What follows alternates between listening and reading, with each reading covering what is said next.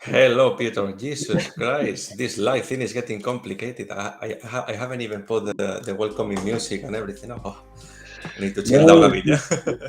today is the Friday. It's not 13, but it's the Friday for sure. And I think some of the tools are not working. So that's the beauty of the live streaming, guys. Welcome, everybody. Hello, everybody. Just get together as normally Enrique said, gather around the coffee and just let's talk about the, the beam today. We have the great personality today. Yeah, a very good, a nice interview we have. So it was a shame that the technology wasn't working properly. You see, I'm putting the logo, the music in retard. But now we're gonna get this kick off.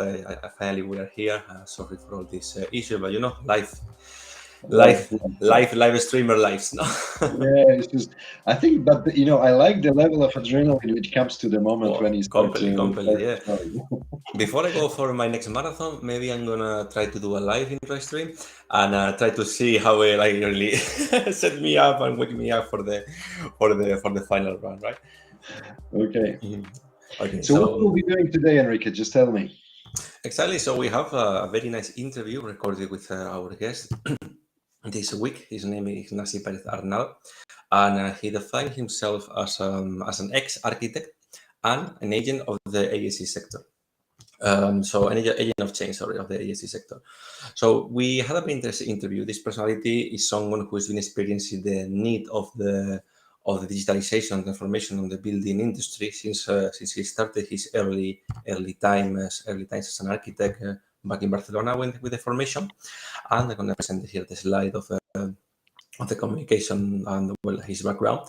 And we had a very interesting talk because he's been doing the things we are currently doing, like fighting and trying to get all this digital war again applied to the construction industry since a while ago. So we could hear very nice talks, experience, and also shared from his professional life. And as always, we prepared a set of 5, 6 clips, extracts from the interview. What do we think is the most important and more catching? But I invite everyone this time more than ever to go to YouTube and follow the full interview after our BIM Cafe. As usual, okay. So we're not changing this one. So that's exactly No, what no. we do. So I think Ignacio, I think that I like it very much as well when we were discussing it because I think we come up to the conclusion that I think we need like two or more sessions really just to go deeper into this stuff. Yeah, Very yeah, yeah. interesting and very interesting discussion which we had. So guys, and just if you would like to take a look later on, just do not hesitate. Jump into the full video afterwards. Exactly, and as I said, we try to set the meeting for 1 hour because otherwise it can get a bit heavy. But with Ignasi this time, thank you from here, Ignasi. It was a really interesting talk, and I think we have material to go over for a couple of episodes more. So he's more than welcome to come over later on for the BIM Cafe. Good, let's get this started because all the adrenaline calming down. Okay, I'm not sweating anymore. Yeah, I'm still sweating, so no worries.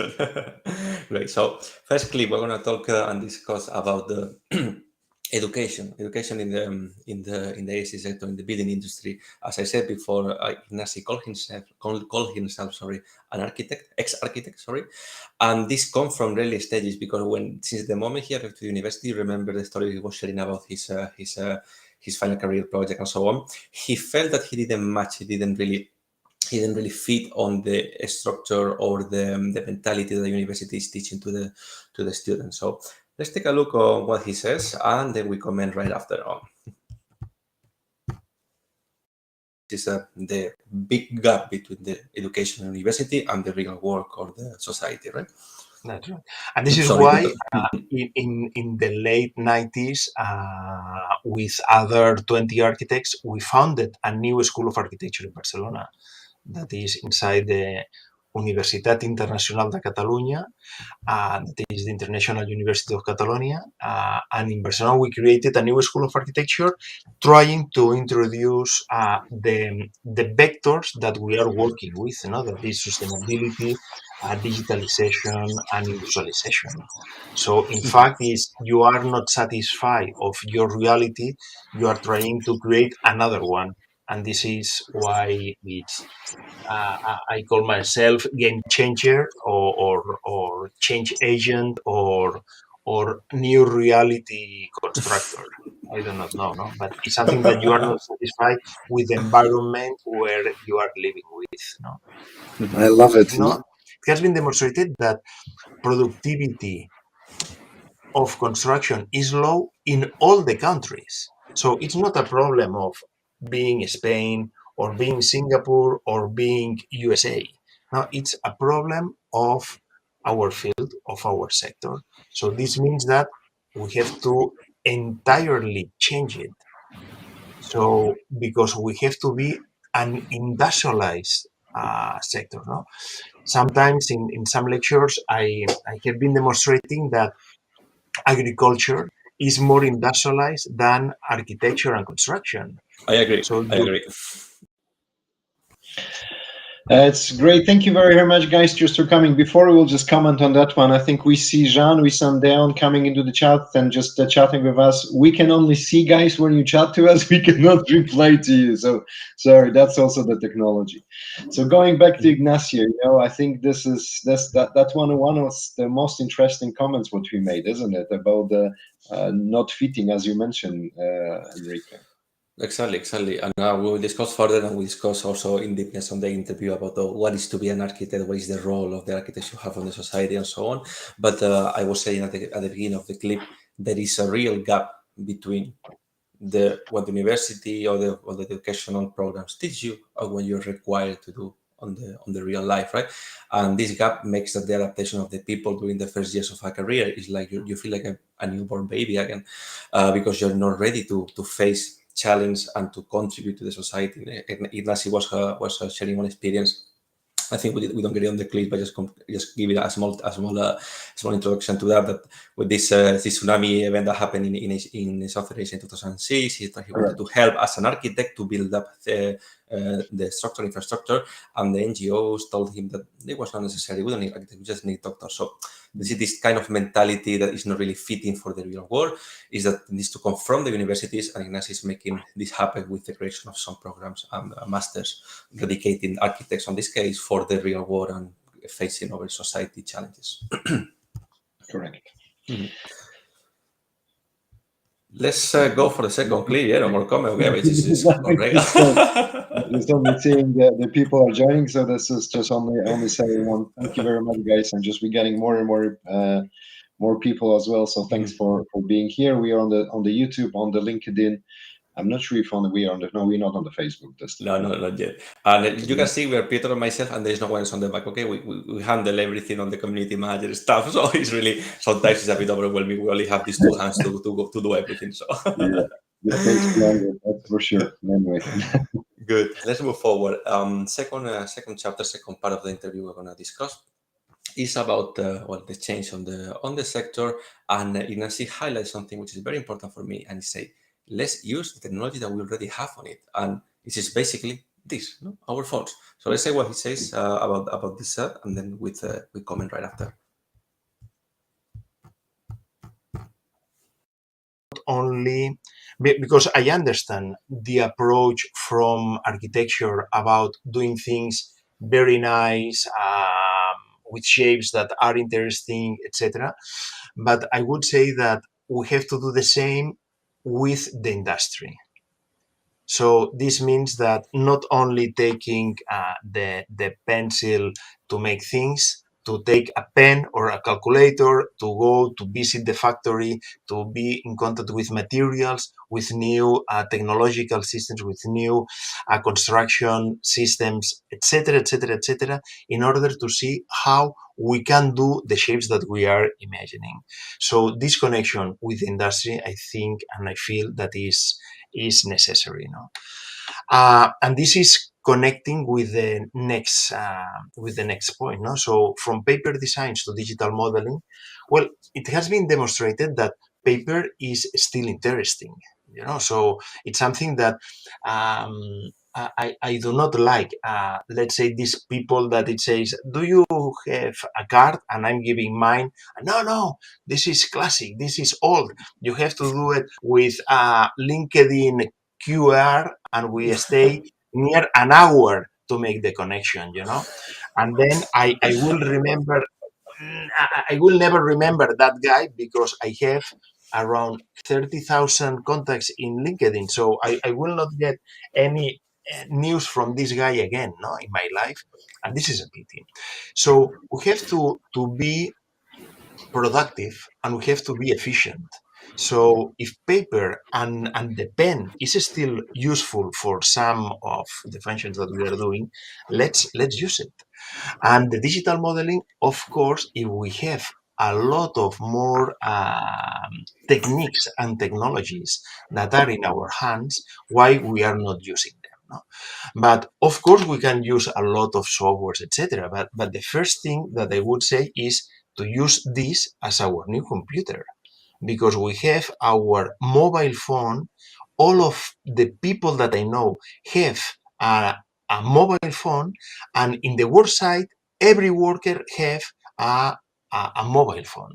So why we are not transforming all of our big software devices in something that we can do, that instead of making the picture of one big sandwich that the worker will eat this morning for breakfast, that when he's finishing one room or one structure in the working site, he could make one picture of that. He can upload this in the cloud, and all of the system, all of the AECO chain value will know that this bathroom has been finished. No?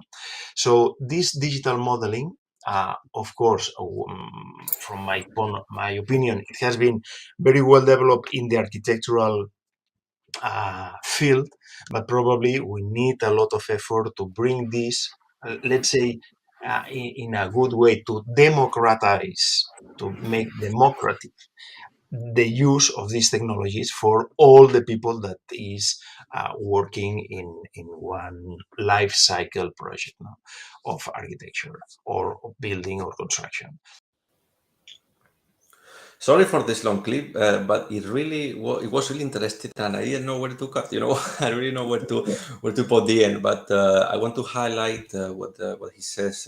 As he said, as use this as our new computers, because it's really important that we discussed it with Ivan Gomez in a few interviews ago, that we need to bring the technology and the solutions through the chain of the value of the workers until the last one, right?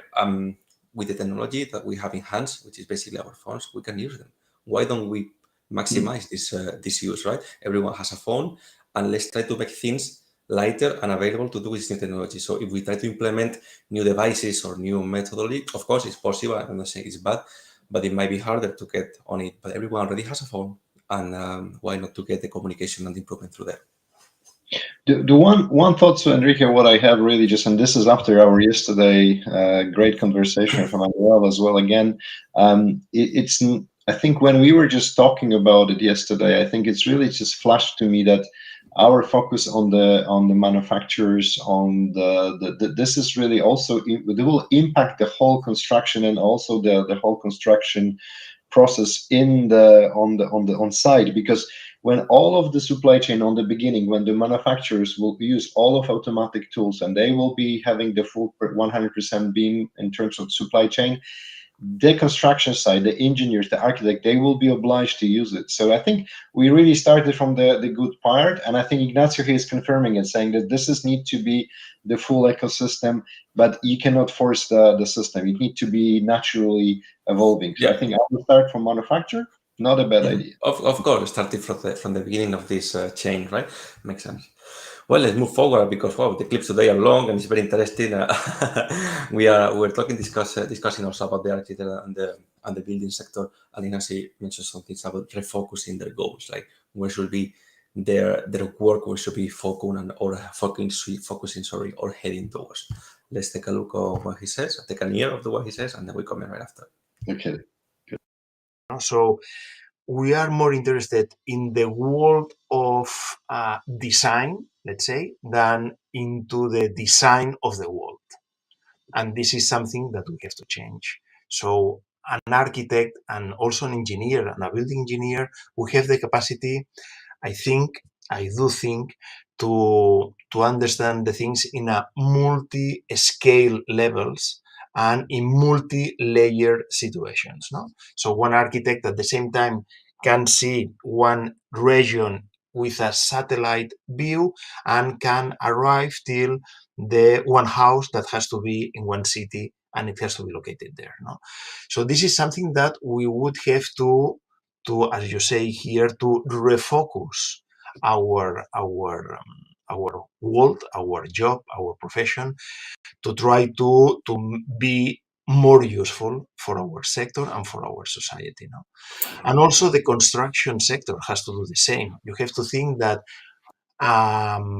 meanwhile, the construction is one with the gross product cost or production in the world, we are one of the less product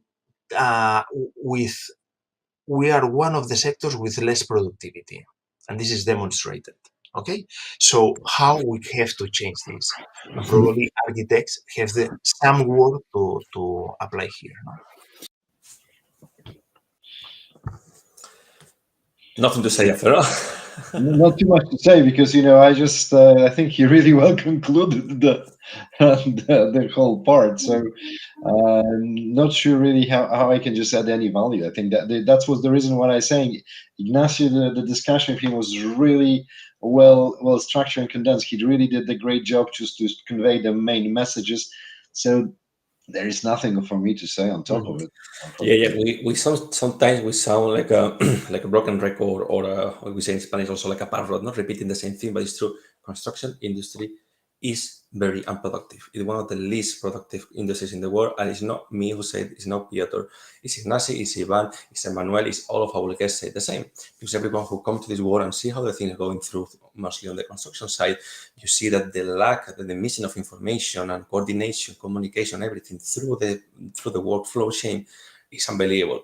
And we need to stop this. We need to stop this. And why other industries have been putting a stop to this using the new technologies and construction industry not. And this is why we're trying to do with the 4.0 new technologies and methodologies, like BIM. And we're gonna now go, Peter, with the favorite topic from your side, which is what? I think we can make a call for our. I'm looking for money still, but I'm just slowly giving up, guys.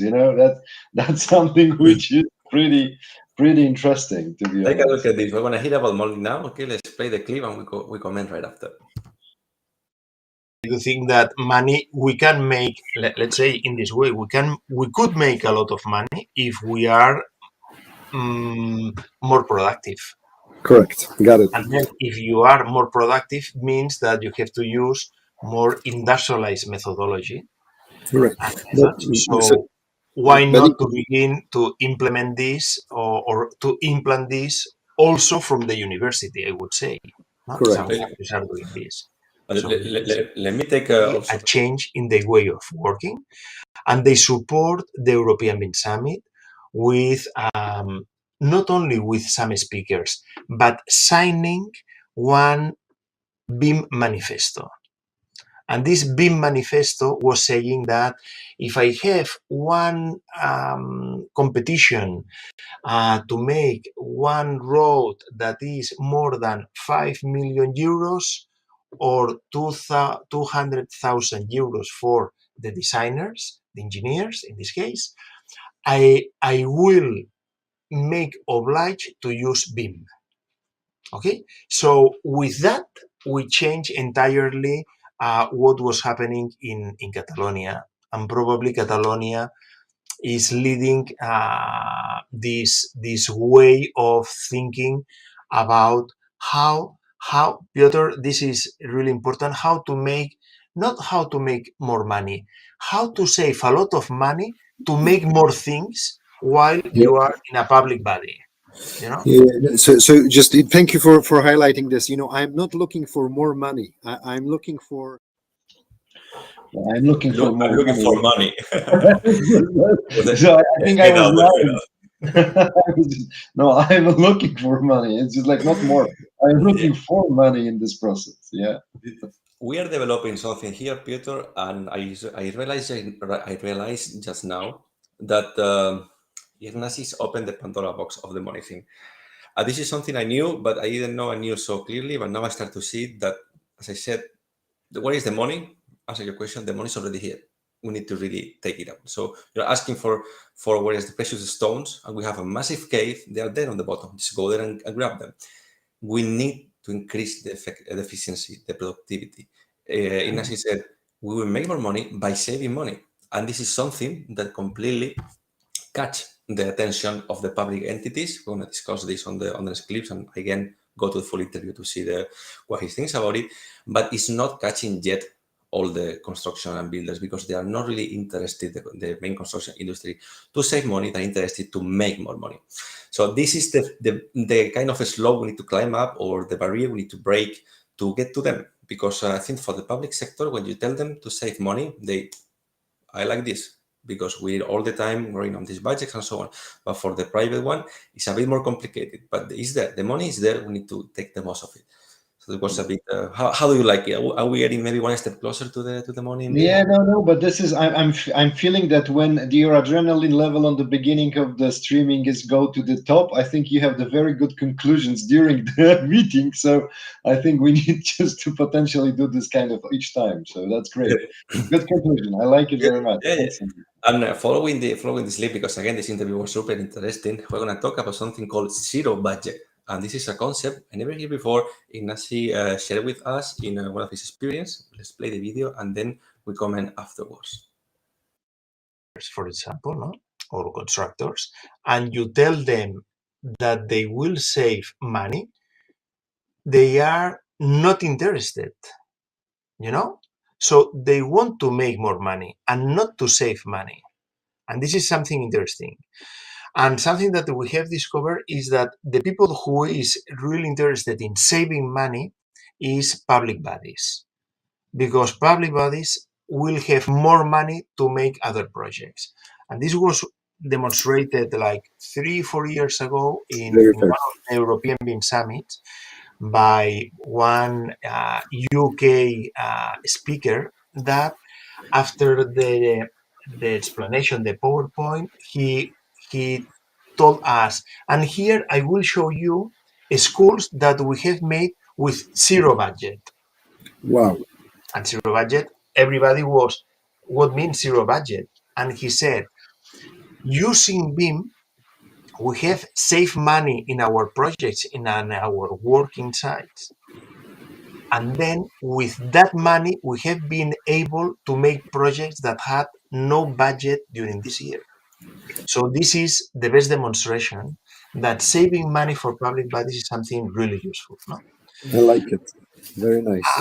But now what we are focused on is how you make the same trick to builders and developers that are not public. And what they want is more money. And then with this, we are trying to demonstrate that industrialized construction is saving you time, and then you are saving money because you get the investment before and not in the bank. And then with this, you can make a new investment. So if you are making one investment, not in 3 years or 4 years, that is normally the range of time that you need to make one work, one block housing in Spain, it took more or less this. Imagine that you can do this with the same money every year. So you are making 3 investments or 4 investments in 4 years instead of one. And then this is something that they begin to understand. And this is why this BIM implantation is being done right now in several building companies in Spain, because they are requiring this, A requirement is to get back the money from the financial basis in order that you can make more investments in less time. And they are beginning to realize that using digital models, using BIM, using Lean, making, let's say, near collaborative contracts or IPD contracts, they can get that.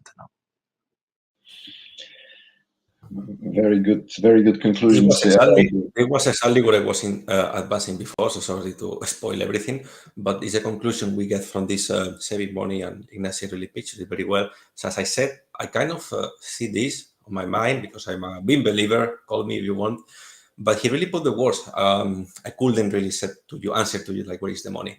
And important thing also, breaking this barrier for the builders, I say, no, it's really interesting that they're not interested. I remember that our guest, Rogelio, from the BIM team, I think it was back to the second interview, he also mentioned that to me, like, as a consultant, BIM consultant, when he goes to to some builders or constructor companies, and they tell them you can save money using BIM, blah, blah, they don't really care. Yeah. And this is also interesting to analyze, to see how you get to them, right? Right.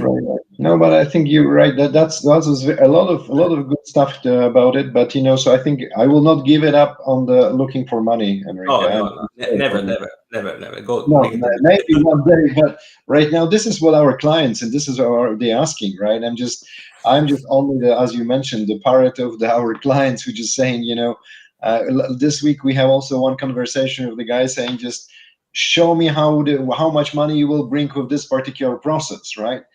And we need to get into this level of details. I understood that financing model, and I think this is about it. The financing model can be different, but it's as Ignacio said, this is about the productivity what you do with the whole process. And this is hard to measure it like quantitatively as a quantitative number, right? So that's we can do it, excuse me, but it's a bit harder to get the number through. So let's jump to the last clip. We're going to run out a bit of time, but okay, go. Come on, let's go. Yeah. We're going to talk about the BIM mandates because Ignasi highlights here a very interesting example based on the Finland public entity. So let's go for it, and then we close today's episode. Let's go. Why Finland was the first country to implement BIM with a mandate, no? And why Arto Kiviniemi, a guy, an architect that got 45 million in 1992 to make several works using new technology in Finland because the government wanted to be more efficient. And he explained us that Finland, let's say, is so poor that they need to be really efficient. So one public servant is not there to make more official machinery in bureaucracy. The public servant in Finland is a person that is obliged to introduce the newest technologies in order to make more efficient the money that they are getting from the citizens.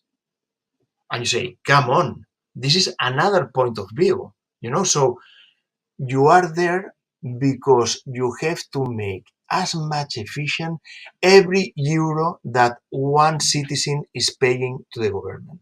So if BIM, Lean, any technology that you can use is making more efficient this investment, you are obliged to use it. And if not, people could say, well, you know that all of these technologies exist and you are not implementing and you are wasting our money and you are out. And this is a difference, And this is why Finland, because they need to be efficient also because simply highlighting this, how the public, the body, the people, they need to think that the politicians, or they need to go forward for these methodologies because they are the one who saved the most of every of their investment. And that's why you are pushed by the efficiency. You need to be intelligent, push the productivity, so they adopt BIM. Maybe it's a sign that it's something that works, right? So we are closing today's episode. Thank you so much. I will start with what he was talking about, the euros, €1 spent by the citizen. Again, I think this is something which is really important as well, because that's a different type of money when our clients has. This is our clients, they own the companies, right? And he was just going into the public money. So I think that's also maybe one of the dimension which we can just try to explore it going forward to some of the interviews. Maybe we can get somebody who is, again, guys, if somebody just working in the public sector, just come and join us and talk about it, okay? Because I really would like to hear it from this angle as well. Sorry, Enrique, I was just in my thoughts for a second. you were processing the comment. I said, okay, Peter doesn't want to add anything, so I will go over with the closing of the episode. Well, guys, thank you so much for watching. Sorry for the small delay, the small technical problem, but the life of the streamers, this is how it goes. Again, let me highlight quickly Ignasi. Thanks to him for such an enlightening Thank you very much, conversation. Ignasi. Now already released on YouTube. Go to our channel and watch, please, the full interview. You want to hear everything that he says and comment. Let us know. Contact us if you want to be here. Also, there's a space. There's a seat for everyone. As I said, we are two, and we have thousands of virtual chairs behind us. So please let us know. Contact us, and a pleasure as always. And just from the streamers live, Enrique, we see the numbers of the replays going up. Yes. So this is very good, very encouraging. We will be keeping going this Fridays, but feel free also to rewind and just to go back whatever time you have, and share it with the others. I think some other guy did this. Please subscribe. I'm not sure where is the button there. It's not. No, it's important because we know this content in life might be too heavy sometimes, and through LinkedIn you need to be there on the tab, so on. But you watch whatever you want. Even you can extract, you can contact us if you want to have only the audio. Is possibility. We are thinking about releasing only audio as a podcast site, so people can be doing some call running or something and listening to BIM. Why not? That would be amazing. People listen to my voice while they run on the street. Okay. Have a lovely weekend. Have a lovely day. Thank you very much, Enrique, for you, and also Ignacio. And thank you very much for the help of putting out the content. So great to have you with us. Bye. Thank you, Peter. Have a good weekend, everyone. Thank you. Ciao, guys. See you next week.